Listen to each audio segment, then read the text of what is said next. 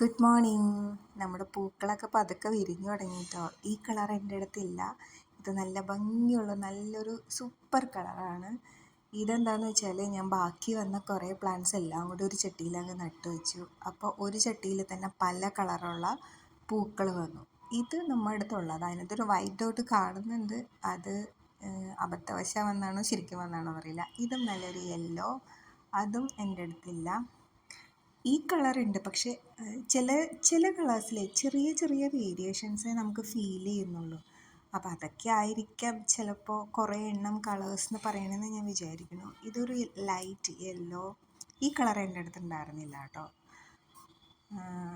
ഓരോ പൂക്കൾ ഓരോന്നിലിങ്ങനെ വിരിഞ്ഞ് വിരിഞ്ഞ് വരുന്നേ ഉള്ളൂ. നിറയെ മുട്ടിട്ടിട്ടുണ്ട്. അപ്പോൾ എനിക്ക് തോന്നുന്നു നെക്സ്റ്റ് വീക്കൊക്കെ ആകുമ്പോഴത്തേക്കും നമുക്ക് കുറേയും കൂടി പൂക്കളൊക്കെ വിരിഞ്ഞ് കാണാൻ പറ്റും.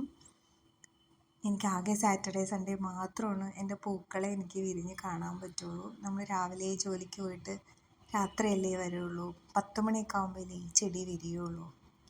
സാറ്റർഡേ സൺഡേ നമുക്ക് ലേറ്റായിട്ടൊക്കെ വീട്ടിൽ ഉള്ളപ്പോൾ നമുക്കിതൊക്കെ കാണാൻ പറ്റും. ശരിക്കും നല്ല ഭംഗിയുണ്ട് കേട്ടോ കാണാനായിട്ട്. ഫുള്ളൊന്നും പൂത്തിട്ടില്ല, എന്നാലും ഒരു ചെടിയിൽ 3-4 പൂക്കളൊക്കെ ആയിട്ടൊക്കെ വന്നിട്ടുണ്ട്. മുട്ടുകൾ നോക്കുമ്പോൾ ഒത്തിരി മുട്ടുകളുണ്ട്. അപ്പോൾ പെട്ടെന്ന് പൂക്കളാകുമെന്ന് വിചാരിക്കണം. വേഗം പൂക്കളാവട്ടെ കേട്ടോ. എന്നോട് ഒത്തിരി പേര് ചോദിക്കുന്നുണ്ട് ആയോ എന്ന്. ആയി സെയിലാവുമ്പോൾ ഞാൻ മെസ്സേജ് ഇടാം കേട്ടോ. അപ്പോൾ എല്ലാവർക്കും എന്നെ സപ്പോർട്ട് ചെയ്യണം. ഒരുപാട് പേര് എന്നെ ഈ ഗ്രൂപ്പിൽ സപ്പോർട്ട് ചെയ്യുന്നുണ്ട്.